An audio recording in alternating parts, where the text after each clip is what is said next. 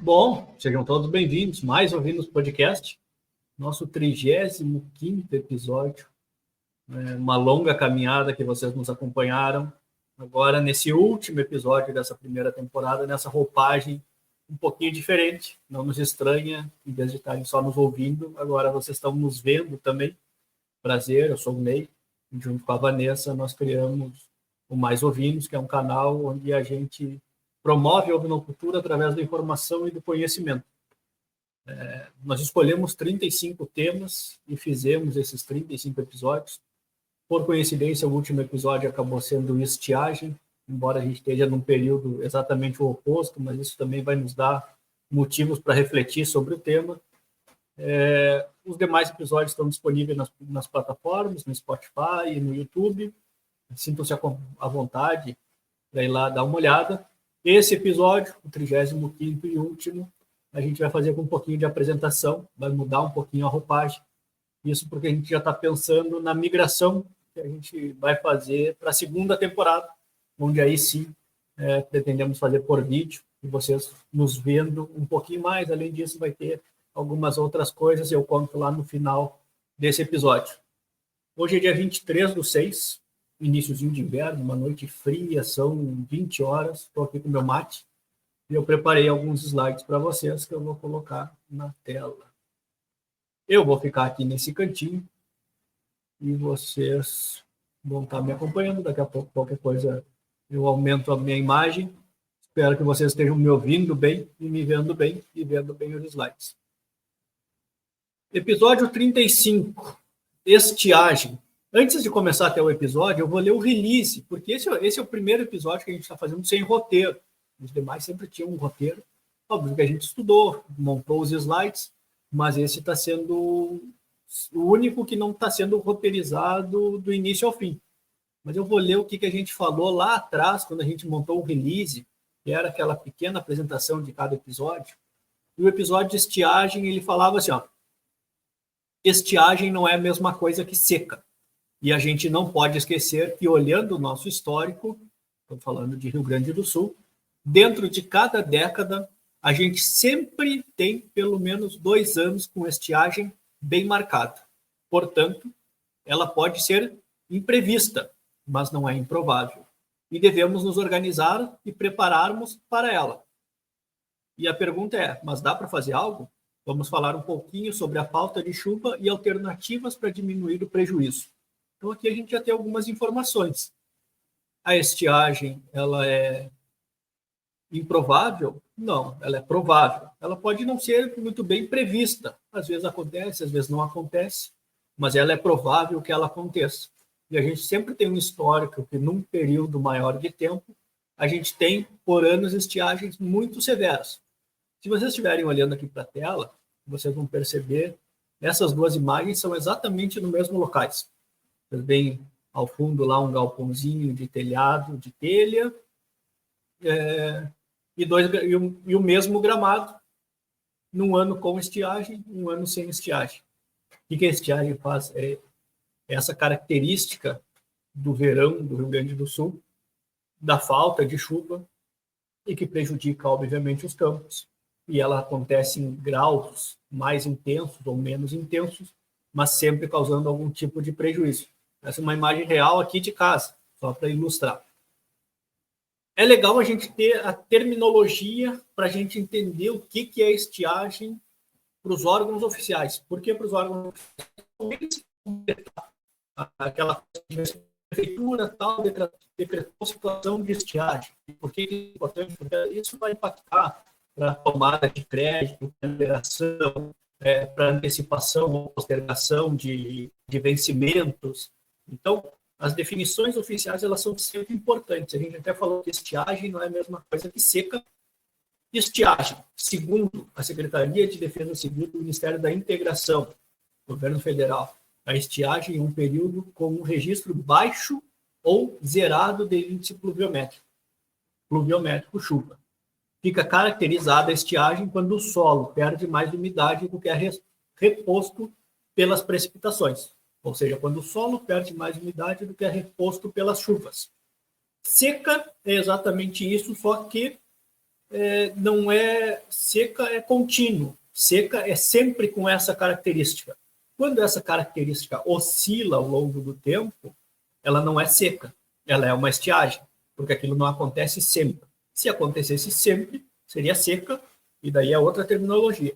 Mas estiagem tem essa característica quando o solo perde umidade maior do que aquilo que é reposto pelas precipitações, ou seja, fica período sem chuva ou com chuva muito baixa.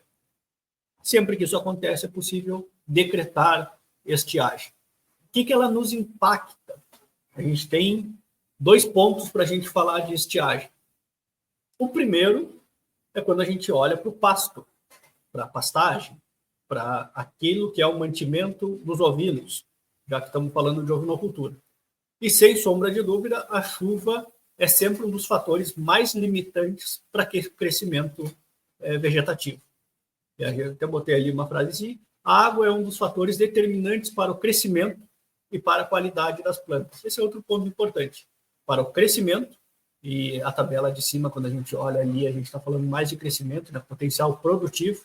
Então, a gente vê que a chuva é sempre um dos principais limitantes. Sempre que falta chuva, as nossas forragens, seja campo nativo, ou seja ela cultivada, ela diminui a sua produção bem significativamente. Porém, dependendo desse grau e dependendo das características, há uma perda também de qualidade. E daí a gente vai ver que vai diminuir índice de proteína, entre outros fatores. Então, a gente tem 2 índices aqui referente às nossas pastagens. Na pecuária, que é o que a gente está preconizando hoje, né, pecuária ovina, além das pastagens, a chuva tem papel-chave para açudes, arroios e outras fontes de água para os animais. Então, nós estamos falando de 2 pontos. Chuva, água, que abastece bebedouros, açudes, fontes de água para os animais tomarem, esse é um ponto, e a chuva que impacta nas pastagens. 2 pontos diretamente ligados à estiagem. Essa imagem é muito legal. Desde o ano passado, quando a gente teve as questões das cheias aqui no Rio Grande do Sul, a gente teve esse site que se chama, depois vocês podem entrar nele, Atlas Digital de Desastres no Brasil. E daí ele tem todos os tipos de desastres climáticos, como cheias, como estiagens e outros tantos. E a gente pode pegar um período de tempo. Então, eu selecionei 91 a 2004, 2024, então um período razoável de tempo aí, né, de 1991 até 2024, e ele me dá a relação dentro do estado, quantos municípios decretaram estiagem e quantas vezes. Então, aqui, ó, dando uma resumida aí, só, nos últimos 20 anos, algumas regiões do Rio Grande do Sul enfrentaram estiagens de pelo menos 15. Notem que quanto mais escuro, mais vezes aquele município teve ocorrência de estiagem. Quanto mais claro, menos vezes. Mas mesmo os mais claros ainda tiveram ocorrências de estiagem. A estiagem acarreta prejuízo à produção pecuária, podendo assumir caráter muito severo, como foi os anos de 1942 e 2023. E daí eu trago esses 2 anos, porque para mim foram muito emblemáticos. Eu sempre li, e até tive relatos dentro de casa do meu avô, contando da estiagem de 1942, que foi extremamente severa. E em 2023 a gente teve um cenário muito parecido, e que nos trouxe grandes prejuízos, e quem vive da pecuária, a gente está falando de uma indústria a céu aberto, e não necessariamente sempre vai ser tão severo assim, mas a gente sabe que é uma possibilidade. Então, a gente está tratando da estiagem sempre que ela ocorre, e ela ainda pode ocorrer em níveis muito severos. Parece brincadeira uma imagem assim, parece que a gente está falando de algo utópico, não é para tanto, mas a verdade é que é para tanto sim. Essa foto aqui também é aqui de casa, e essa daqui é a caída da caixa d'água. Então, quando a caixa d'água está enchendo, extravasa um pouquinho, acaba molhando, e olha onde ela molha, como fica verde, e do lado, única e exclusivamente por não pegar água, e nesse caso, uma água da caixa d'água, né? Como não pega ali e automaticamente também não está chovendo, estamos em período de estiagem, e isso é 2023, olha o estado que fica o resto da vegetação. Praticamente inexiste. Essa é uma estiagem severa. A gente não precisa estar tratar ou pensar só nos casos com essa severidade, mas elas também podem acontecer. O que a gente pode fazer?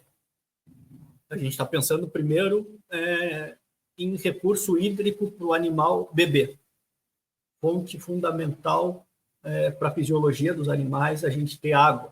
Então, antes da estiagem, vale a pena a gente avaliar como estão os nossos açudes, arroios e bebedouros da propriedade. Cada produtor lida com uma realidade diferente de clima e de disponibilidade de água. Por isso, a importância de planejar melhor e evitar surpresas no período de pouca chuva. Hoje em dia, a gente pode fazer poço artesiano, claro, tem que pedir as outorgas, as liberações e tudo mais, mas hoje em dia a gente pode fazer. Está muito difícil a gente achar que mexa em poço, um moinho, mas a gente tem outras alternativas, como bomba submersa e placa solar, etc. Então, é uma possibilidade. Cavar um açude, fazer um barrageamento, é uma possibilidade. Aquelas propriedades que já têm, melhorar esse açude, daqui a pouco cavar um pouquinho mais, limpar ele, aterrar melhor, é uma possibilidade. E na pecuária, isso tudo tem que ser feito com planejamento. O grande tema desse episódio é planejamento. Por quê? Porque a gente não vai poder fazer isso, vou pensar em melhorar esse açude durante uma estiagem, num janeiro, num fevereiro, porque não vai estar chovendo. Então, como é que eu vou melhorar aquilo ali se aquilo não vai chover para encher? Quando que eu tenho que fazer isso? Eu tenho que fazer isso na época ou prévio aos períodos chuvosos. Períodos chuvosos normalmente são outono e inverno. Então, se eu sei que a minha região sofre com estiagem, e a gente viu que todo o Rio Grande do Sul praticamente sofre com, eu tenho que me preparar para isso prévio ao verão, que é o período da estiagem. Eu tenho que me preparar para isso no outono, porque daí eu sei que se eu fizer uma limpeza de açude, o outono tende a ser chuvoso e vai preencher aquele açude. Então, trabalhar sempre prevendo, porque trabalhar depois de ocorrer o problema ou durante o problema normalmente tem uma eficácia muito baixa e um custo muito alto.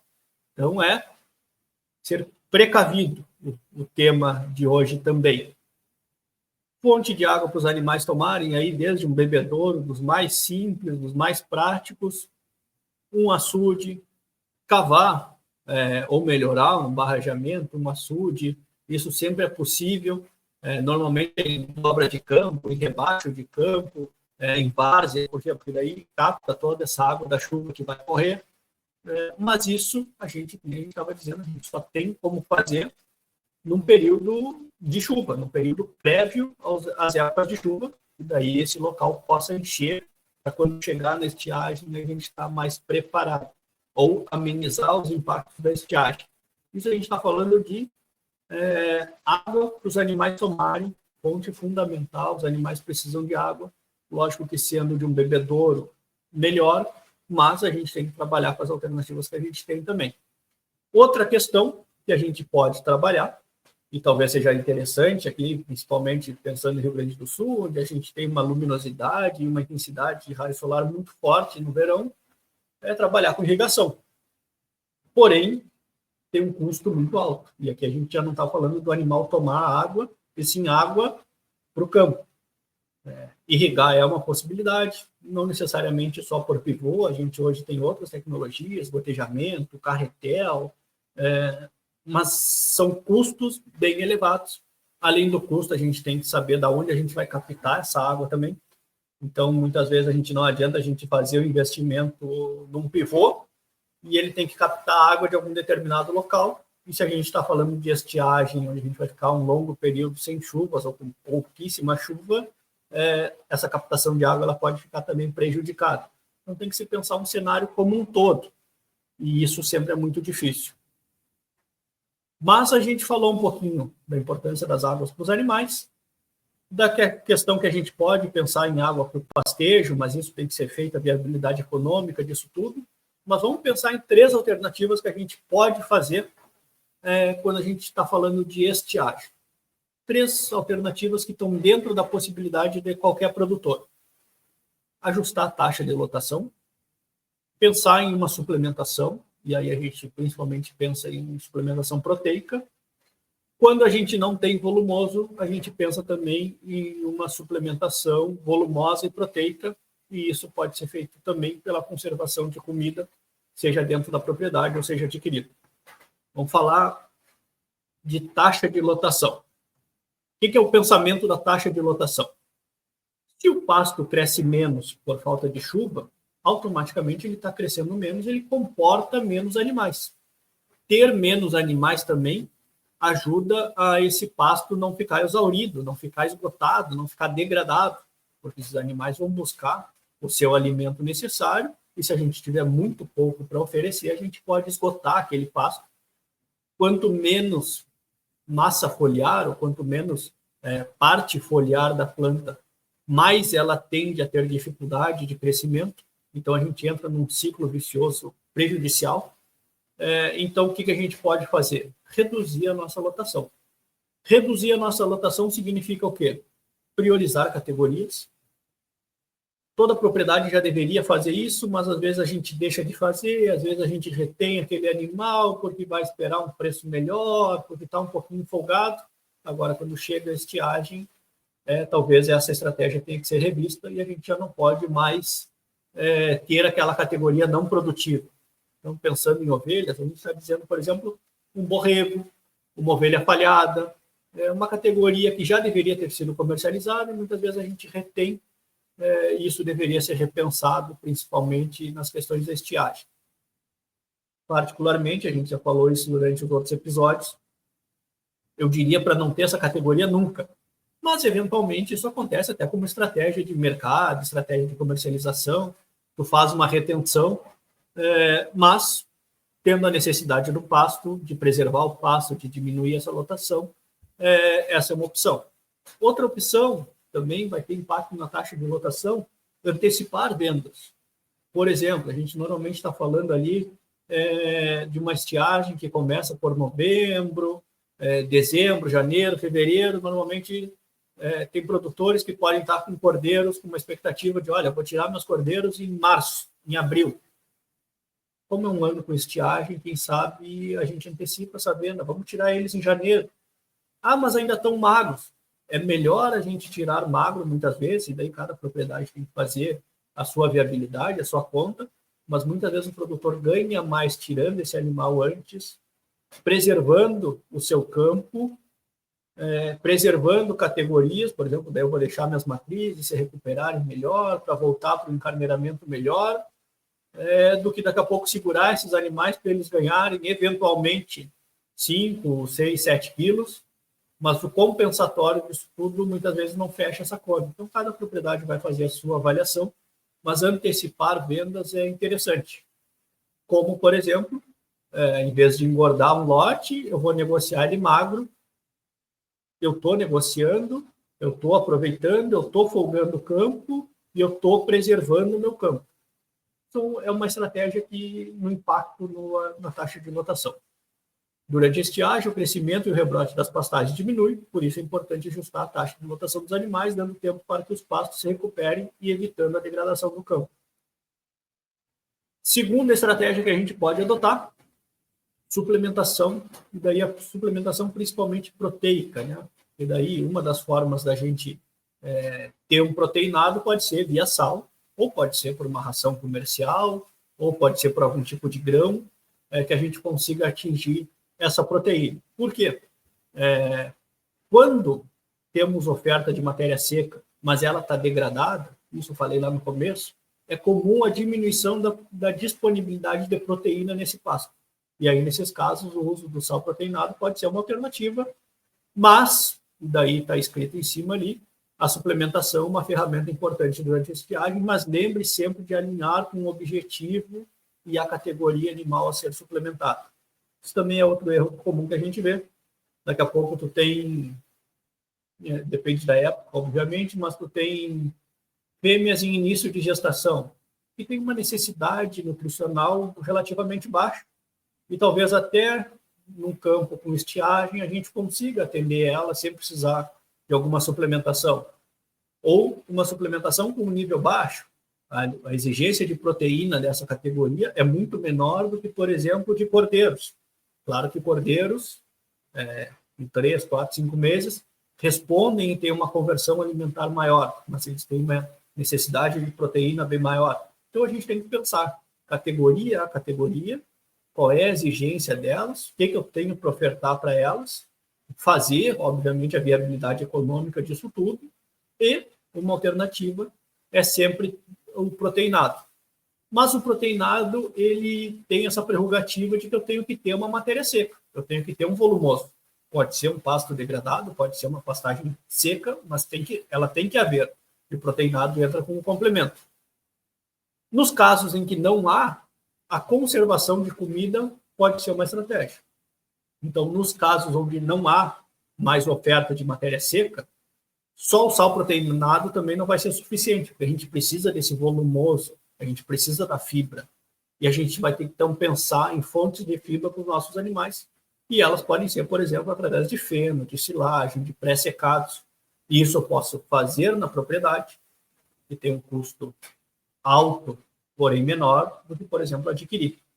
De novo, cada propriedade vai fazer a sua viabilidade econômica, a sua análise, com que frequência isso impacta, porque, obviamente, adquirir um maquinário para fazer fenação tem um valor relativamente significativo. Adquirir um maquinário para fazer silagem é um valor um pouco menor, mas tem a logística da silagem que é mais complexa. Isso vale ou não vale a pena? Cada produtor tem que encontrar a sua resposta.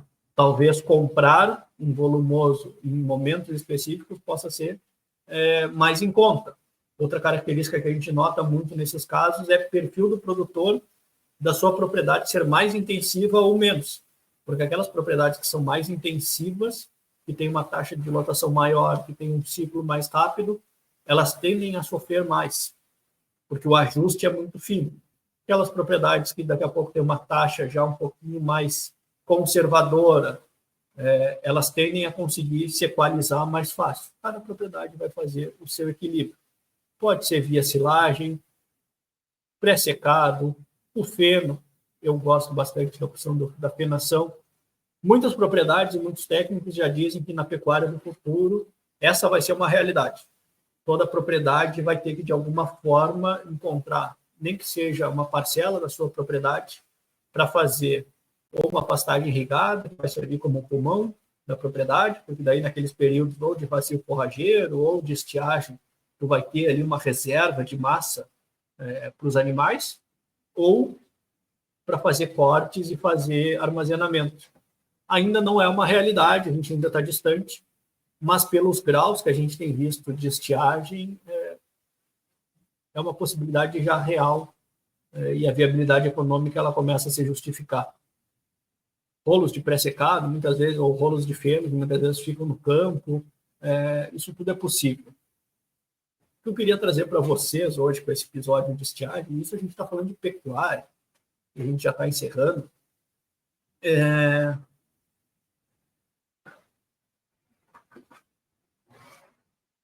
Quem é do campo já deve ter percebido que quando a gente fala em estiagem, a espécie ovina ela sofre muito menos que a espécie bovina, que são as duas principais atividades pecuárias aqui do Rio Grande do Sul, ou até poderíamos dizer do Brasil. Quando a gente fala de pecuária extensiva, das espécies que transformam pasto em proteína, em alimento, em carne, a espécie ovina ela sofre relativamente menos, ou até muito menos, do que a espécie bovina. Por isso que eu fiz essa imagem de brincadeira, onde a gente vê um campo sem absolutamente nada, e a ovelha está ali gordinha, e a vaca está sentida. Para não dizer que todos os episódios todos tiveram, né? Então, para não dizer que para esse episódio a gente não trouxe, eu vou até aumentar aqui a minha câmera.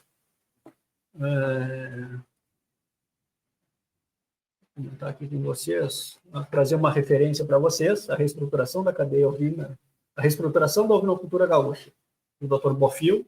Esse livro é de 96, quando ele falava da retomada, e tem muitas partes que ainda estão modernas aqui, porque a gente não conseguiu suprir, e o Dr. Bofill é sempre genial e à frente do seu tempo. mas tem uma parte aqui que eu gosto bastante e tem relação direta com a estiagem, então eu vou ler para vocês. Capítulo 22 desse livro. Ele está falando sobre as calamidades da fronteira oeste, da ovinocultura, e sobre este particular das calamidades, devemos registrar a grande estiagem de 1942 e 43. Lembra que eu citei até no texto a estiagem de 42. E claro, como é entre um ano e outro, 42 e 43. Então, devemos registrar a grande estiagem de 42 e 43, foi decisiva para o aumento da ovinocultura estadual e para a determinação do governo apoiar essa riqueza. Nessa grande estiagem, em 42 e 43, os rebanhos bovinos da fronteira oeste foram dizimados em 47%.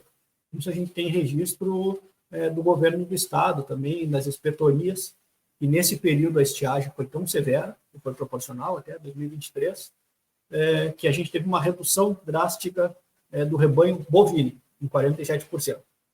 As reposições se tornaram lentas, porque na estiagem principalmente morreram matrizes, responsáveis pela multiplicação e renovação dos rebanhos. Os desfrutes foram paralisados por 4 anos, para poder repovoar os campos. Após 7 anos daquela primeira estiagem, em 1949 e 50, quando tudo tinha entrado na normalidade de produção e produtividade, outra grande estiagem surgiu e se repetiu 7 anos depois, em 56 e 57, retornando a aparecer em 64 e 65. Então, olhem como a gente já tinha dito, aquela questão dela ser cíclica. De tempos em tempos, ela voltar com mais severidade. Não que durante esses períodos não tenha ocorrido, mas sempre com menor intensidade. Mas nesses anos citados, a intensidade, sendo que em 42 dizimou 47% do rebanho bovino da fronteira oeste. Daí ele segue. Isso tudo são aspas do livro.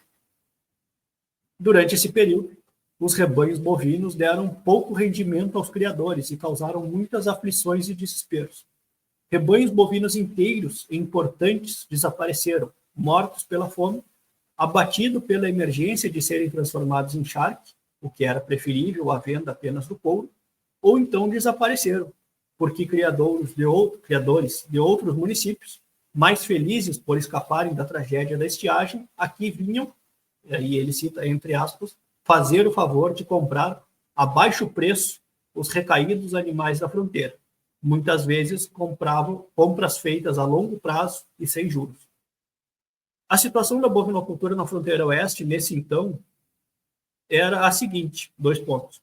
Surgia uma grande seca, o criador passava anos trabalhando para repovoar os seus campos, depois desfrutava os bovinos 5 a 6 anos e tornava a perder outra vez no 7º, com o surgimento de uma nova estiagem. Um desastre econômico, um desalento, uma incerteza e uma aflição constante representava a bovinocultura nesses tristes anos.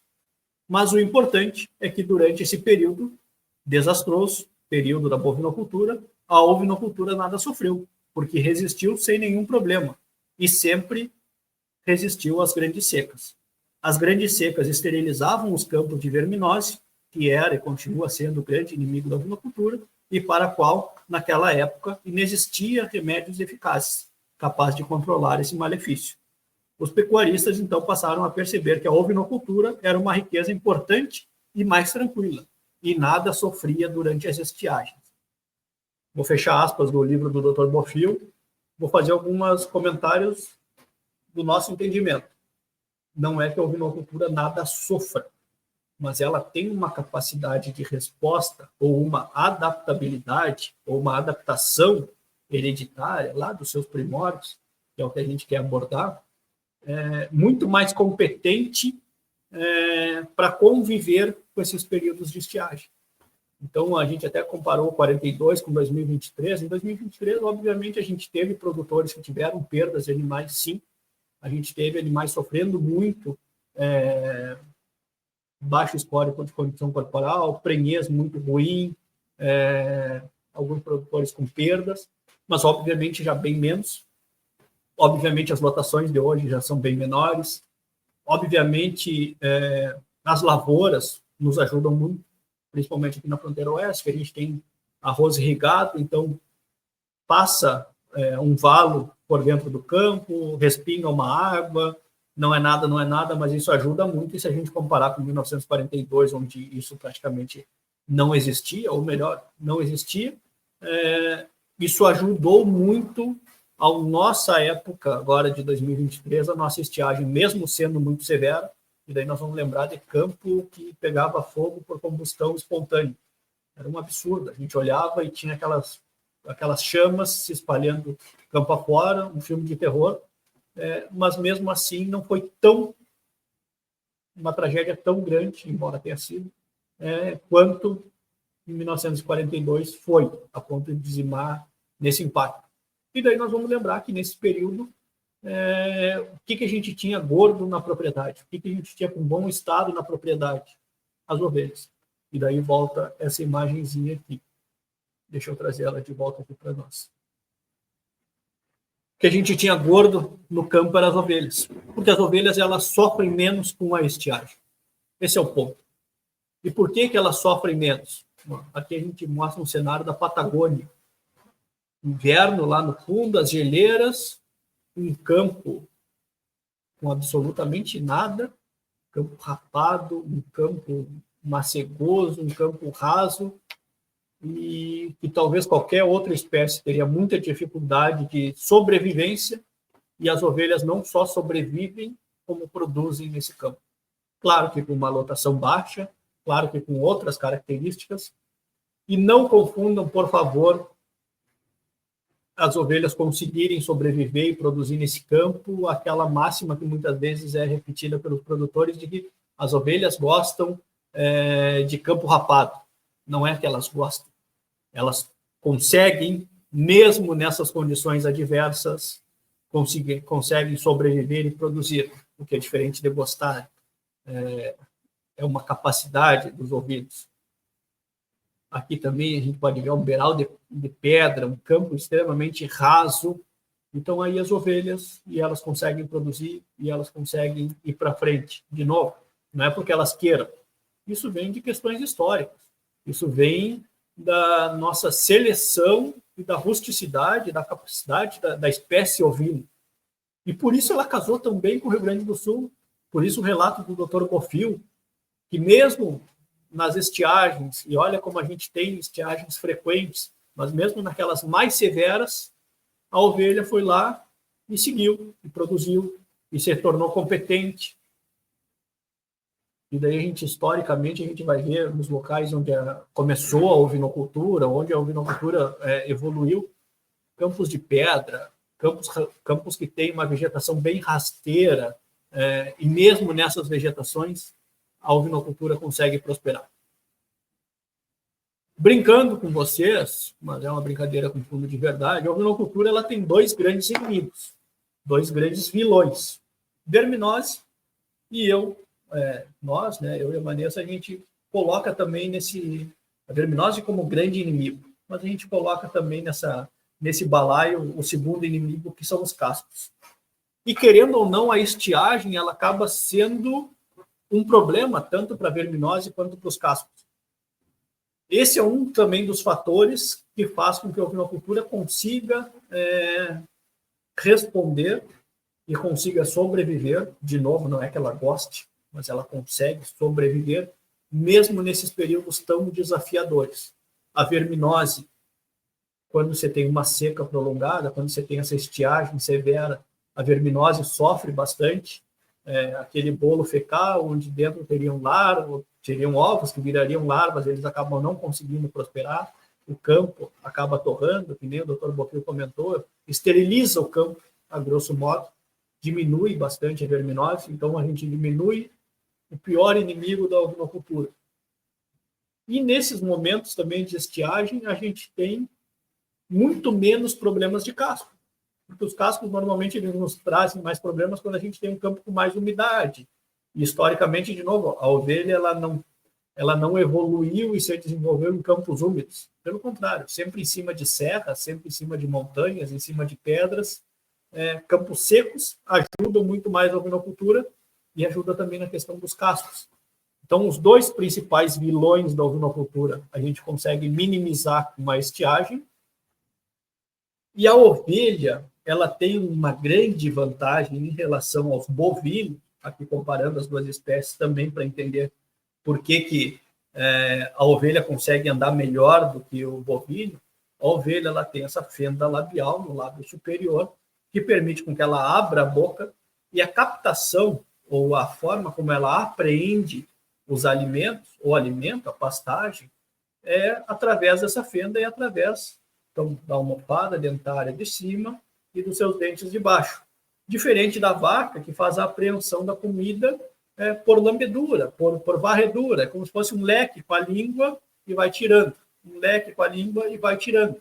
Ou seja, a vaca precisa de um volume de verde maior para conseguir fazer essa apreensão, e a ovelha ela consegue, mesmo em campo rapado, fazer essa apreensão, encontrar o alimento, encontrar o broto, que normalmente tem uma proteína melhor, e ela vai, nessa sua capacidade, nesse hábito alimentar que ela tem, encontrando o alimento que ela precisa. Esse é um dos grandes trunfos que permite a ovinocultura se adaptar, mesmo em áreas com essa estiagem tão severa. Então, a gente tem um ovino adaptado, um ovino que vai sofrer menos com a verminose, que vai sofrer menos com o casco, e que, pela sua forma de pastejo, consegue, mesmo nesses ambientes, sobreviver. De novo, não é que a ovelha goste de campo rapado, não é que a ovelha goste de verão seco, mas, de alguma forma, ela consegue se adaptar, consegue produzir. E aí eu pergunto para vocês, em um ambiente onde a estiagem é realidade e se apresenta constantemente, inclusive com anos bem severos, criar uma espécie adaptada a essas condições faz sentido ou não? Essa é a grande pergunta. Só que quando a gente fala isso, a gente está falando em prever as questões. Estiagem, esse é o grande tema desse episódio, ela se refere a antecipar o problema. Estiagem é uma realidade do Rio Grande do Sul. Como é que eu prevejo isso e como é que eu previno isso? Tendo uma espécie mais adaptada. Não precisa se livrar dos bovinos, não precisa ter só ovinos, mas ter ovinos dentro da tua atividade pecuária faz todo sentido se tu tiver um cenário como esse, onde a estiagem é frequente, inclusive podendo ser severa, ou sendo severa de anos em anos. Isso é prevenção. E prevenção é sempre antecipação, é entender o cenário e nos anteciparmos aos problemas.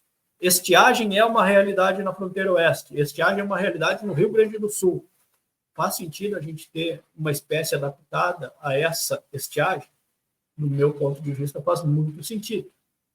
Ou nós ficamos refém de daqui a pouco essa estiagem ser muito severa e a gente ter um prejuízo econômico muito significativo.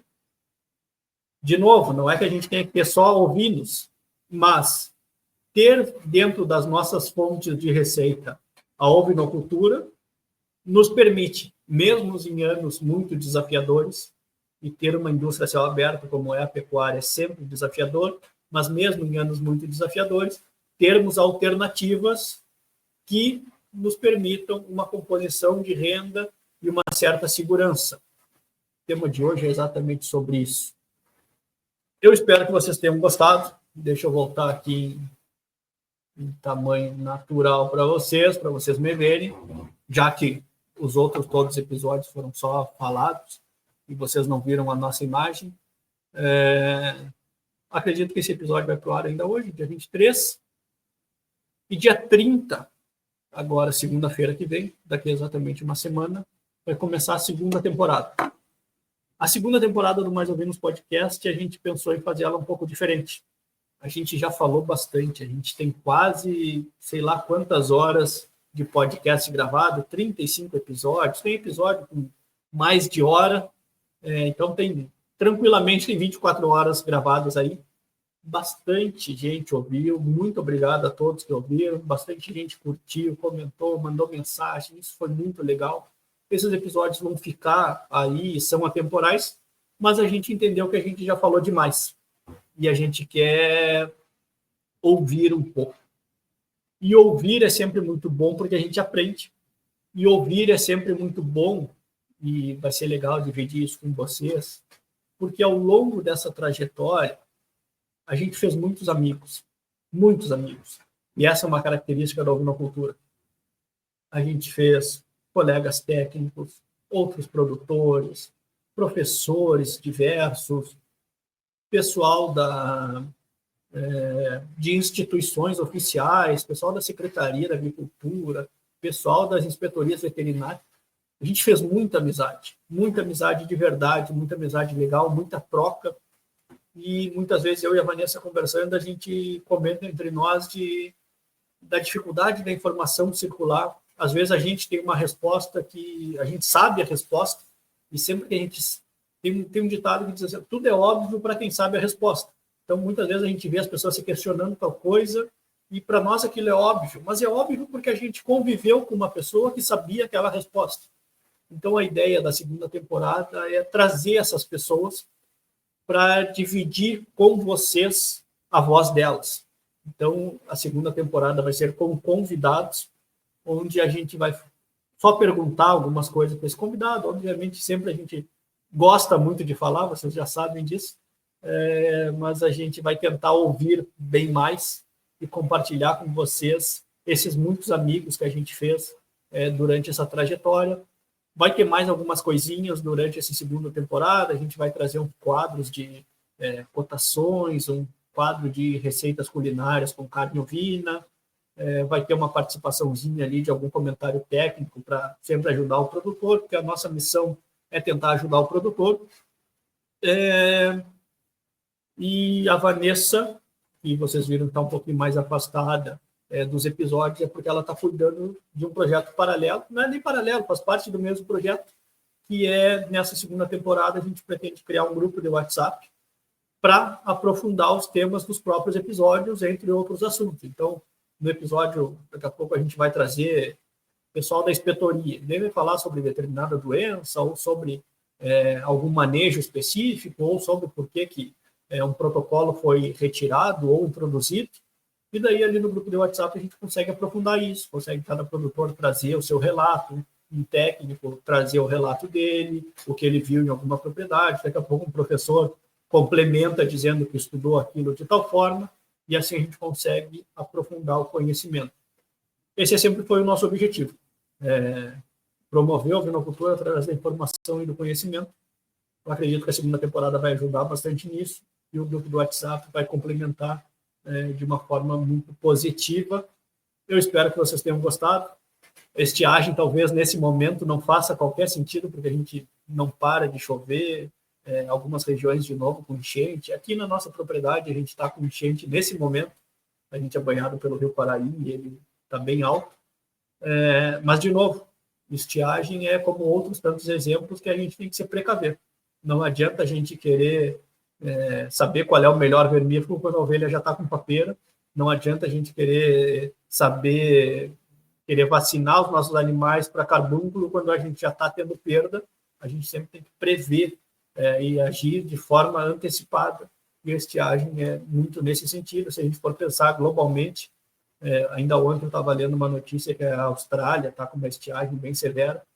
Então, possivelmente, tomara que não severa, tomara que nem aconteça, mas, de novo, não é improvável que aconteça. E a gente tem que estar preparado e o melhor preparado possível para ela.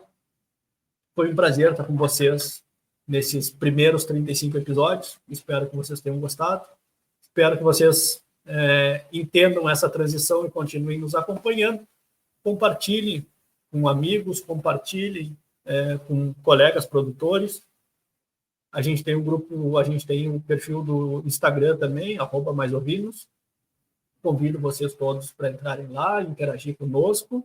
E possivelmente em breve, aí, semana que vem, a gente já vai estar com o grupo do WhatsApp. E aí também convido, já estão todos convidados para também se fazerem presente lá. Encerrando, então, essa primeira temporada. Foi um prazer. Seguimos por Mais Ouvidos.